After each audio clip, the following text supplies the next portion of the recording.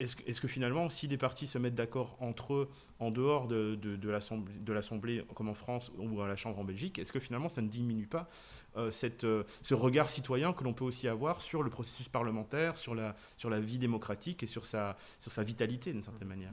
C'est une question vraiment très intéressante en effet. C'est vrai que, bon, si on revient un petit peu sur les différents grands rôles, les différents pouvoirs finalement tels qu'ils sont définis, en remontant même dans la théorie politique, peut-être jusqu'à Montesquieu au XVIe siècle, mais donc le pouvoir législatif, le pouvoir exécutif et le pouvoir judiciaire.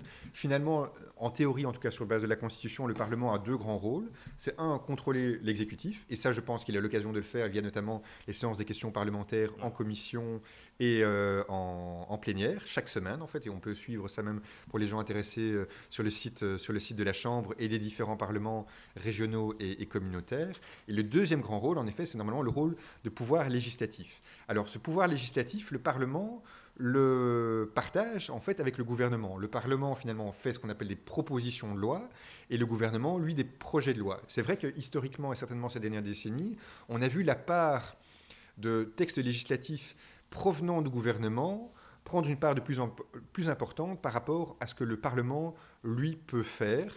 C'est lié, en tout cas certainement en Belgique, de nouveau à ce caractère d'élection proportionnelle qui crée finalement des majorités parfois très larges. Et du coup, un travail de mise en commun, on va dire, d'un programme pour le gouvernement qui peut parfois prendre beaucoup de temps. Et du coup, ça peut créer un petit peu parfois un carcan. Prenons l'exemple, voilà, élection 2019, on a mis un an et demi à négocier. Ça a mis tellement longtemps et c'était tellement compliqué qu'une fois que l'accord est atteint, c'est compliqué pour n'importe quelle des parties de la coalition d'aller proposer des choses de son programme, mais qui sont en dehors de l'accord de majorité trouvé. Et c'est le cas aussi bien au niveau du gouvernement que aussi au niveau du Parlement. Et donc c'est tout le débat de savoir finalement quelle est la marge de manœuvre que le Parlement peut encore avoir. Traditionnellement, par usage finalement, c'est vrai que notamment ces dernières années, on a pas mal laissé au Parlement des débats plutôt sur les questions de société, questions éthiques notamment, qui ne sont pas forcément réglées en tant que telles par l'accord du gouvernement. Un autre exemple, là par exemple, dans le cadre de la législature actuelle, c'est tout le débat sur la future réforme institutionnelle et le renouveau démocratique. Là pour le coup, ça peut être intéressant de justement utiliser le Parlement comme chambre de débat pour réfléchir de manière objective sur les 6 réformes de l'État qu'on a fait par le passé et qu'est-ce qu'on peut encore améliorer dans le système. Pareil en matière de renouveau démocratique, on parlait tout à l'heure de l'évolution finalement de la société et de la manière dont notre organisation comme mouvement politique, parlement et gouvernement peut s'améliorer pour mieux rendre compte finalement de cette évolution de la société. C'est également traité actuellement au Parlement dans le cadre du débat sur le renouveau démocratique, par exemple avec l'institution de panels citoyens, par exemple pour réfléchir à la future réforme de l'État.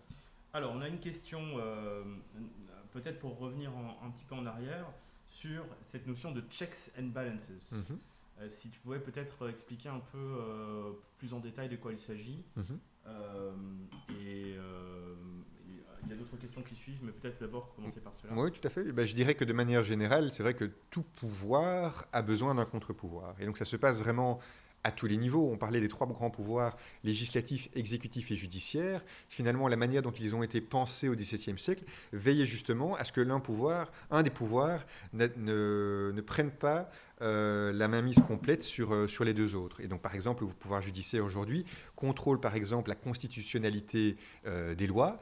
Pareil pour le pouvoir législatif qui contrôle le pouvoir exécutif et l'exécutif lui-même qui peut décider à un moment ou l'autre de dissoudre les chambres et de convoquer de nouvelles élections.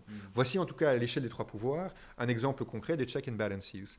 Au niveau des gouvernements, on le disait à l'instant, il y a des coalitions qui sont formées et donc les cabinets qui non seulement sont là pour exécuter l'accord du gouvernement, mais aussi s'assurer que un ministre ne va pas trop loin par rapport à ce qui avait été négocié dans cet accord-là. Un autre exemple de check and balances.